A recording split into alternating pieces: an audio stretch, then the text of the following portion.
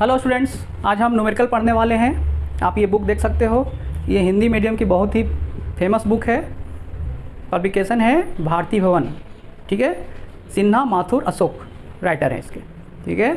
ये बहुत ही famous book है, ये देख सकते हो आप। इसमें ये हिंदी मीडियम की के स्टूडेंट हैं जो CBSE में पढ़ते हैं उसके लिए, या बिहार बोर्ड, झारखंड बोर्ड और कोई भी स्टेट बोर्ड के स्टूडेंट के लिए ये बुक है, ठीक है। तो आज हम इसका सॉल्यूशन करने वाले हैं। चैप्टर है हमारा मात्रक और बीमा। क्वेश्चन नंबर फर्स्ट देख सकते हो क्या है। क्वेश्चन नंबर फर्स्ट में FPS पद्धति में गुरुत्वीय त्वरण G का मान 32.2 है। CGS पद्धति में इसका मान ज्ञात करें। यानी कि G का वैल्यू कितना है 32.2, किसमें FPS में, FPS यानी फुट पर सेकेंड स्क्वायर इसका यूनिट होगा, मात्रक होगा। इसको कन्वर्ट करना है किसमें, CGS में। CGS यानी सेंटीमीटर पर सेकेंड स्क्वायर इसका मात्रक होगा, कन्वर्ट करना है। तो इसे दो तरीके से कन्वर्ट कर सकते हो, एक डायरेक्ट कन्वर्ट कर सकते हो और एक जो हमारा इस चैप्टर में बीमीय विधि है उसका उपयोग करके कर सकते हो। तो डायरेक्ट करो।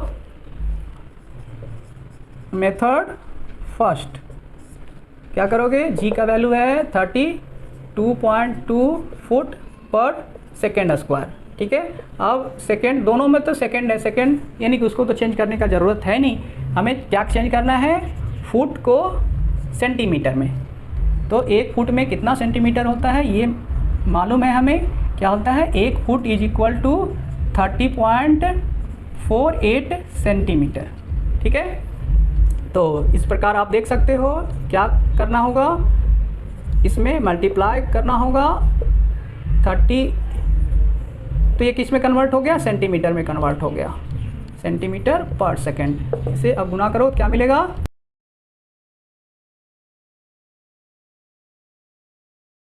Centimetre per second. ये हमारा क्या हो गया, आंसर हो गया, ठीक है।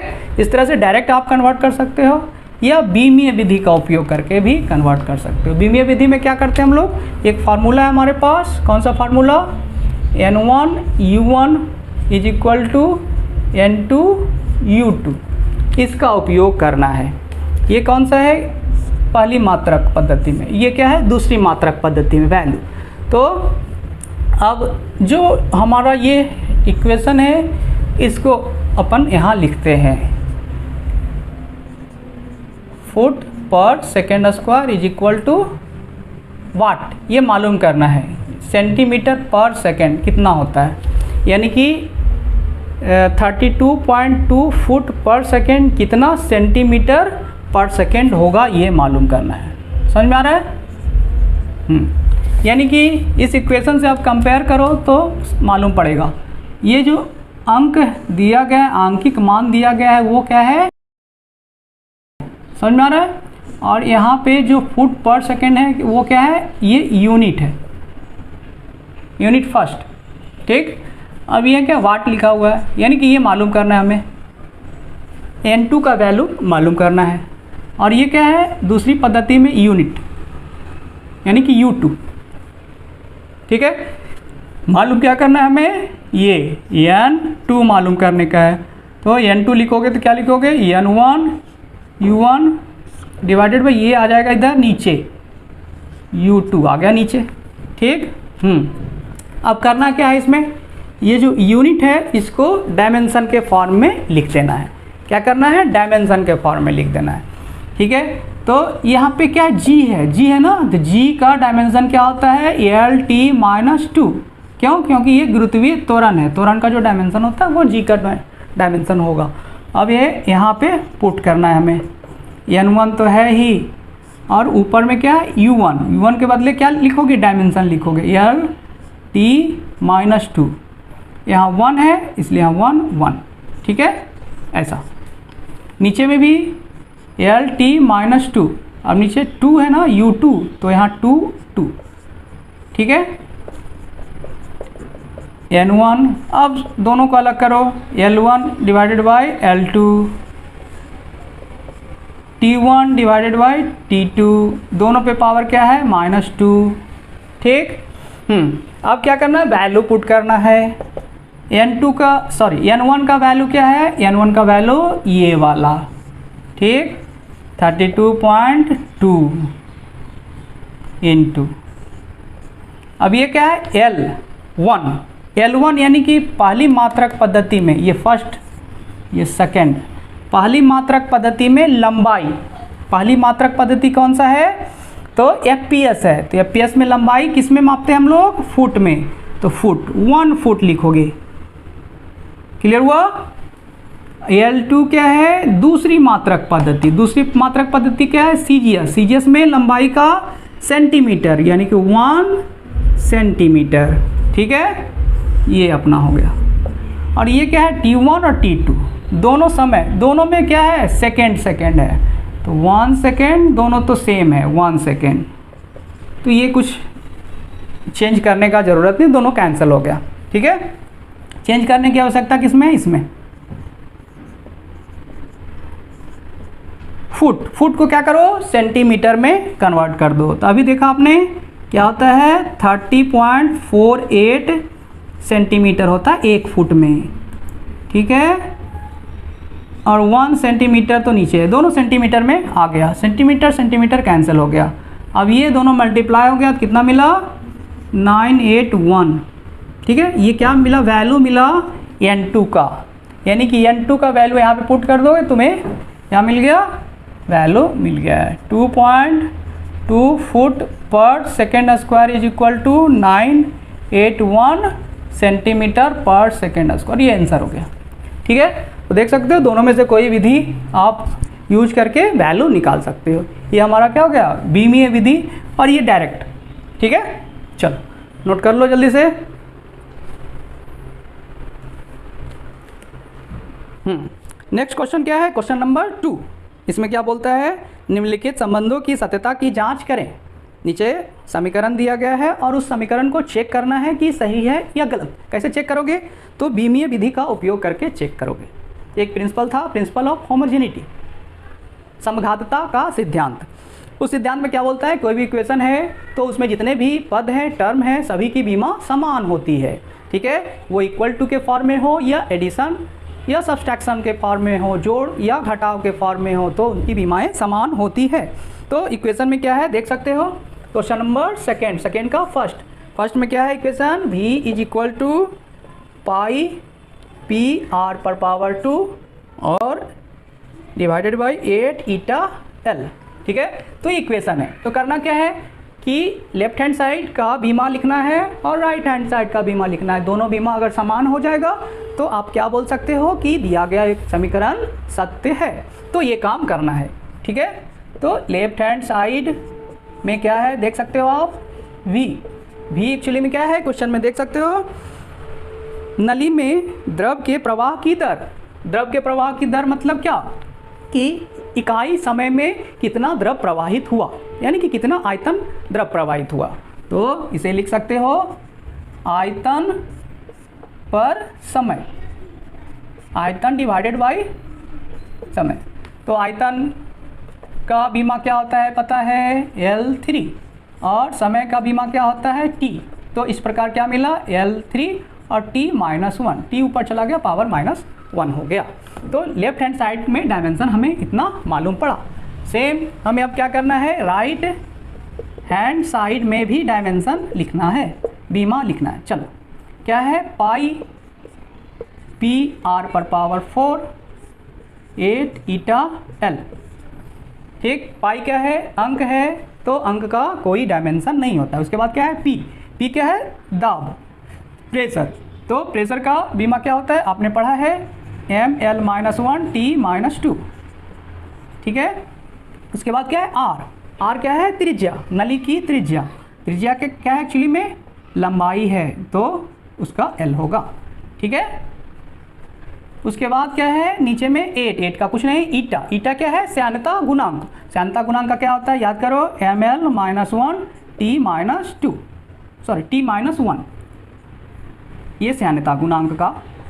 उसके बाद क्या है, L क्या है, नली की लंबाई का L।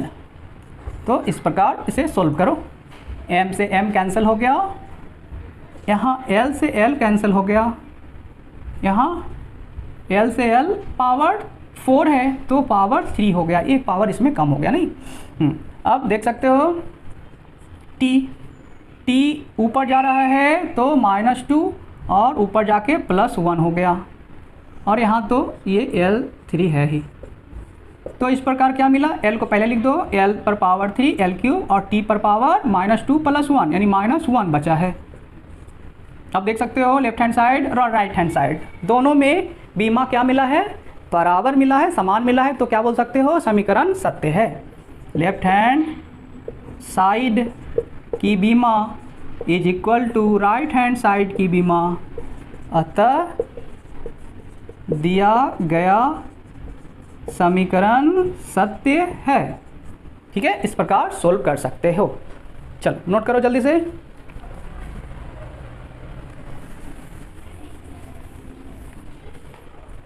हाँ, नेक्स्ट क्वेश्चन में क्या है, सेम सेकेंड का ही सेकेंड पार्ट।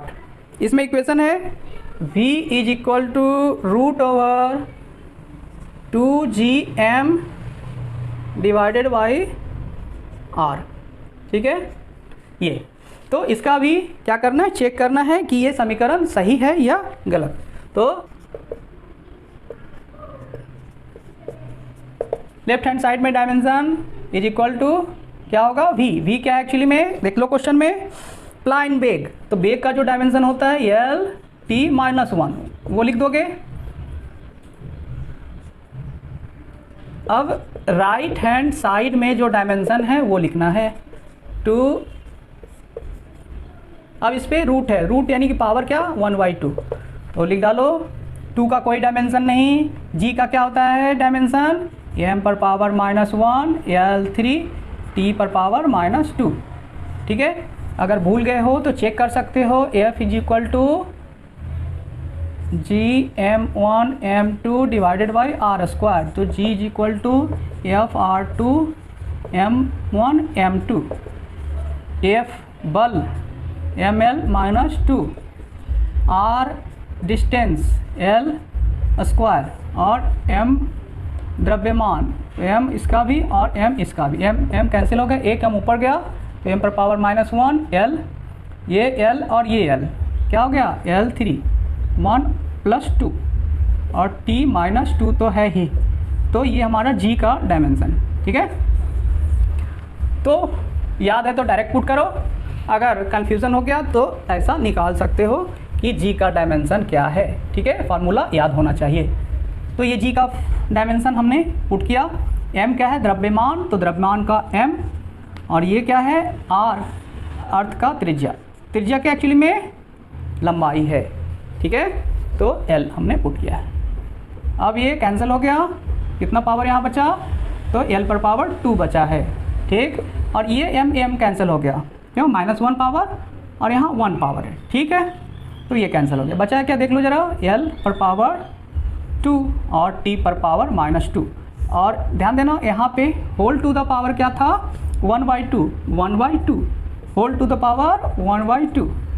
अब ये 2 × 1/2 क्या मिला 1, और यहाँ t -2 × 1/2 क्या मिला -1। तो दिख रहा है ये डायमेंशन और ये डायमेंशन दोनों सेम है, तो क्या है हमारा इक्वेशन सही है। लेफ्ट हैंड साइड की बीमा बराबर राइट हैंड साइड की बीमा, तो क्या लिख सकते हो, अतः समीकरण सत्य है। ठीक है, इस प्रकार सोल्व कर सकते हो। चलो नोट कर लो। हाँ, क्वेश्चन नंबर 3 देख सकते हो, इसमें एक इक्वेशन दे रखा है। इक्वेशन क्या है, v is equal to k√gh। अब ये इक्वेशन को प्रूफ करना है, सत्यापित करना है। कैसे सत्यापित करना है, तो बीमीय विधि का उपयोग करके सत्यापित करना है। ठीक है, कैसे होगा देख सकते हो। क्वेश्चन नंबर 3, इसमें एक रिलेशन दे रखा है, v is equal to kg पर पावर a और h पर पावर b। यानी कि जो पिंड है वो गिर रहा है गुरुत्वीय त्वरण के प्रभाव में गिर रहा है नीचे। ठीक है, तो वो किस पे, उसका वेलोसिटी किस पे डिपेंड करेगा, तो गुरुत्वाकर्षण पे डिपेंड करेगा और उसके हाइट पे डिपेंड करेगा। लेकिन उस पर पावर ए और बी दे रखा है, तो ये पावर अगर मालूम पड़ जाए तो इक्वेशन हमें मिल जाएगा। ठीक है, तो उसको कैसे मालूम करेंगे हम लोग, तो बीमीय विधि का उपयोग करके। अभी हम लोग ने देखा था प्रिंसिपल ऑफ होमोजेनिटी, समघातता का सिद्धांत। तो उसमें क्या होता है कि दोनों साइड का, यानी लेफ्ट हैंड साइड और राइट हैंड साइड का बीमा समान होता है किसी इक्वेशन के लिए। तो दोनों को इक्वल कर दोगे तो ए और बी का वैल्यू मिल जाएगा। ठीक है, यानी कि लेफ्ट हैंड साइड की बीमा is equal to right hand side की बीमा। ठीक है, तो लेफ्ट हैंड साइड में क्या है, वी क्या है एक्चुअली में वेलोसिटी, और राइट हैंड साइड में क्या है kg पर पावर a और h पर पावर b। दोनों साइड का बीमा इक्वल करना है। तो ये v है, v का क्या होता है बीमा L-T-1। ठीक है, k क्या है, एक कांस्टेंट है तो उसका कोई डायमेंशन नहीं होगा। g क्या है, गुरुत्वीय त्वरण, तो त्वरण का डायमेंशन होता है वो होगा L-T-2, और उस पर पावर क्या है a, और h क्या हाइट है, हाइट लंबाई का जो होगा वो होगा उस पर पावर b। क्या लिख सकते हो L-T-1। अब यहाँ पे ऐसा लिख सकते हो, यहाँ पर पावर l पे पावर 1 यहाँ आएगा तो ये मल्टीप्लाई हो जाएगा 2a।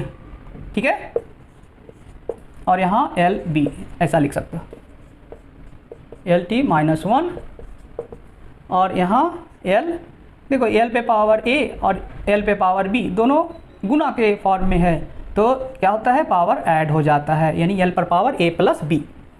t यहाँ पे -2a। ठीक है, ये मिला। अब देखो इक्वेशन में दिख रहा है दोनों में क्या है टर्म L और T और L और T। अब जब इक्वेशन इक्वल है तो दोनों साइड में पावर भी इक्वल होना चाहिए। ठीक है ना, तो पावर को इक्वल हम लोग कर देंगे। अब क्या करोगे, L पर पावर यहाँ a b है और L पर पावर यहाँ 1 है, तो a plus b is equal to 1। T पर पावर यहाँ -1 है और यहाँ क्या है -2a है, तो ये दोनों इक्वल हो जाएंगे। तो दो इक्वेशन मिलेगा। क्या इक्वेशन मिलेगा, a plus b is equal to 1 और -2a is equal to -1। Equation first, equation second, दोनों को सोल्व कर दो। यहाँ से तो डायरेक्ट हमें मिल जाएगा from equation second a is equal to, ये तो कैंसिल हो गया माइनस, तो ये नीचे गया 1/2। a का वैल्यू क्या मिला 1/2। अब a का वैल्यू कहाँ पुट कर दोगे, इक्वेशन फर्स्ट में, फ्रॉम इक्वेशन फर्स्ट वहाँ पुट करो। a का value 1/2 plus b is equal to 1, तो b is equal to a इधर गया 1 - 2, क्या मिला 1/2, यानी कि a भी मिला 1/2 और b भी मिला 1/2। अब इन दोनों को इक्वेशन, यहाँ पे इक्वेशन a मान लो, a में पुट कर दो a और b का वैल्यू। ठीक है, फ्रॉम इक्वेशन a में पुट करना है a और b का वैल्यू, तो v इज इक्वल टू क्या हो गया kg पर पावर a है, a का वैल्यू क्या पुट करना है 1/2, और उसके बाद क्या है h पर पावर b का वैल्यू क्या पुट करना है 1/2। ठीक, यानी 1/2 मतलब रूट के रूट, दोनों पे रूट आ गया जी। तो इस तरह से हम लोगों ने प्रूव कर दिया कि ये इक्वेशन सही है। ठीक है, चलो नोट कर सकते हो। हाँ, क्वेश्चन नंबर 4 में क्या कह रहा है, एक समान चाल से एक वृत्त में घूमते हुए एक कण के त्वरण का व्यंजक बीमीय विधि से प्राप्त करें। ठीक है, यानी कि ये हमारा क्या है, एक वृत्ताकार पथ है और इसमें एक कण है, वो क्या कर रहा है, रोटेट कर रहा है। तो रोटेट करता है तो क्या होता है, इसमें एक त्वरण होता है और उस त्वरण का व्यंजक प्राप्त करना है। ठीक है, तो त्वरण तो पता ही है केंद्र की ओर होता है, इस त्वरण का व्यंजक प्राप्त करना है। तो ये त्वरण किस किस पे डिपेंड करेगा, तो हमारा वेलोसिटी पे डिपेंड करेगा, ये मालूम है, और यहाँ से यहाँ जो डिस्टेंस है यानी कि त्रिज्या, इस पे डिपेंड करेगा। ठीक है, इतना मालूम है कि हमारा कण का त्वरण है वो किस पर निर्भर करता है, त्वरण a is directly proportional to v, यानी कि किस वेग से वो घूम रहा है, समझ में आया। और किस पे डिपेंड कर रहा है त्वरण, तो त्रिज्या पे डिपेंड कर रहा है। तो इतना तो मालूम हो गया कि a is directly proportional to क्या हो गया v और r। ठीक है, इन दोनों पे निर्भर करता है। अब ये किस पावर पे निर्भर करता है ये भी नहीं मालूम है, वो मालूम करना है हमें। तो हम लोगों ने मान लिया कि पावर इस पे क्या है, v पे पावर a और r पे पावर b, ठीक है, यानी कि v पे पावर a, r पर पावर b, ठीक है। अभी तक हमें इतना ही मालूम था कि निर्भर किस पे करता है, वेग पे निर्भर करता है और त्रिज्या पे निर्भर करता है, लेकिन उस पर पावर क्या है ये मालूम नहीं था, तो हम लोगों ने मान लिया। अब क्या करना है, इक्वेशन के फॉर्म में लिखना है। जब ये डायरेक्टली प्रोपोर्शनल समानुपाती है, इसे हटाएंगे तो एक कांस्टेंट से मल्टीप्लाई करेंगे, एक कांस्टेंट से गुना कर देंगे, क्या, k, v पर पावर a, r पर पावर b, ठीक है। अब क्या करना है, ये इक्वेशन मिला। अब इस इक्वेशन को बीमीय विधि का उपयोग करके a और b का वैल्यू अगर निकाल लेते हैं तो हमारा इक्वेशन मिल जाएगा, हमारा व्यंजक मिल जाएगा, ठीक है। तो वही काम करते हैं हम लोग। समघातता का सिद्धांत लेंगे तो क्या लिखेंगे, लेफ्ट हैंड साइड का बीमा बराबर राइट हैंड साइड का बीमा, दोनों साइड का बीमा बराबर कर दो। लेफ्ट हैंड साइड में क्या है हमारा त्वरण, त्वरण का बीमा क्या होता है, L-T-2, ठीक है।